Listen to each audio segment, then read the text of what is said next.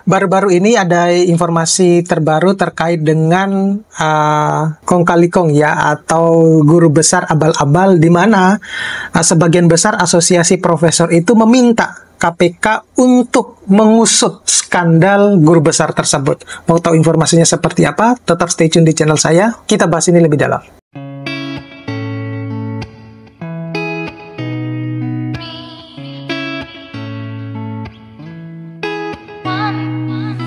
Assalamualaikum warahmatullahi wabarakatuh. Kembali lagi di channel saya dengan saya. Nah, kali ini saya akan memberikan informasi terkait dengan apa yang dilakukan oleh para asosiasi profesor di Indonesia yang secara terbuka itu mengirim atau berencana ya mengirimkan surat ke Komisi Pemberantasan Korupsi KPK untuk meminta segera mengusut kebijakan dan praktisi pengabaian aturan dalam proses pengangkatan jabatan profesor ataupun guru besar. Nah itu.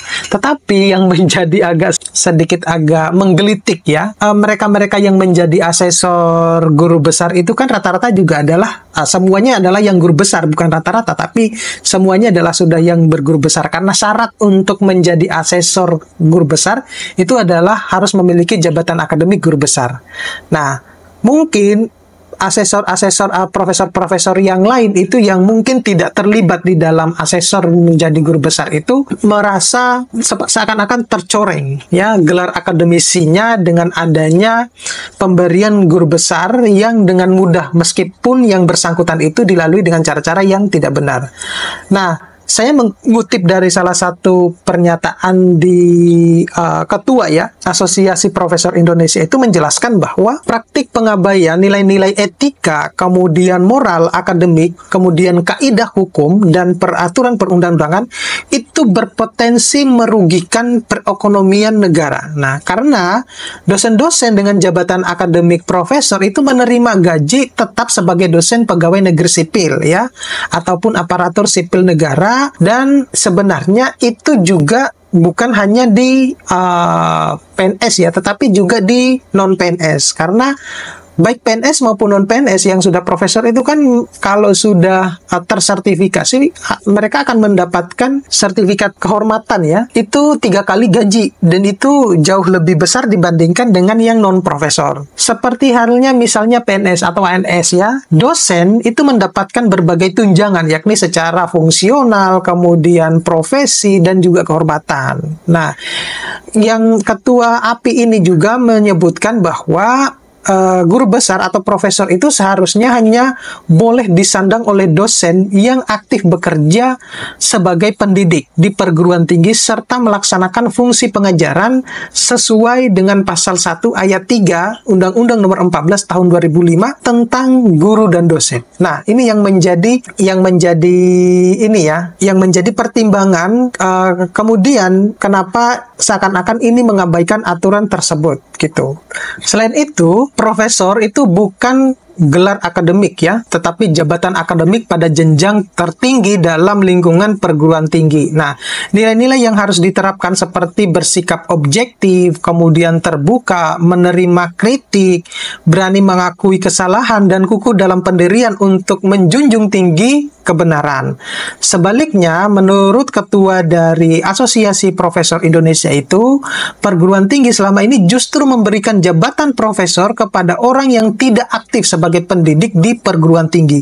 Dan ini sudah terjadi beberapa universitas ya yang memberikan dengan mudah jabatan akademik profesor ataupun guru besar itu kepada terutama orang-orang yang tidak sama sekali misalnya melakukan tridharma perguruan tinggi, tetapi ujuk-ujuk tiba-tiba mendapatkan guru besar. Saya juga tidak bingung juga dengan pemberian hal tersebut. Apakah mereka menyadari sebenarnya pemberian guru besar itu harus sesuai dengan undang-undang yang sudah ditetapkan, terutama undang-undang guru dan dosen.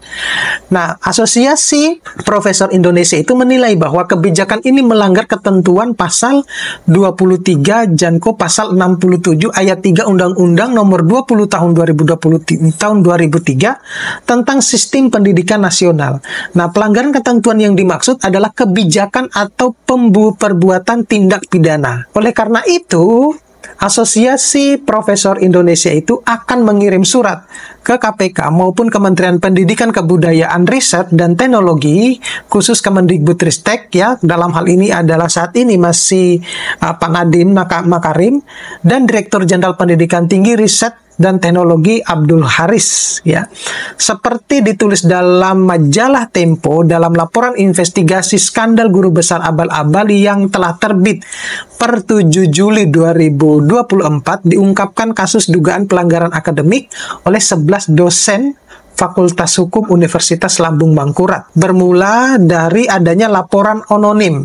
Investigasi ini mengungkapkan deretan nama pejabat dan dosen yang diduga merekayasa syarat permohonan guru besar. Rekayasa ini salah satunya dengan mengirimkan artikel ilmiah ke jurnal Predator. Nah, itu yang baru terjadi di Unlam, belum yang terjadi di universitas-universitas yang lain.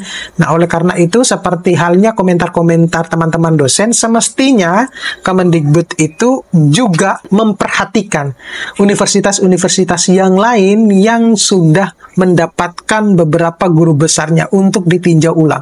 Dan informasi yang saya dapatkan katanya mungkin sedang dibentuk tim untuk peninjauan ulang pemberian guru besar ya.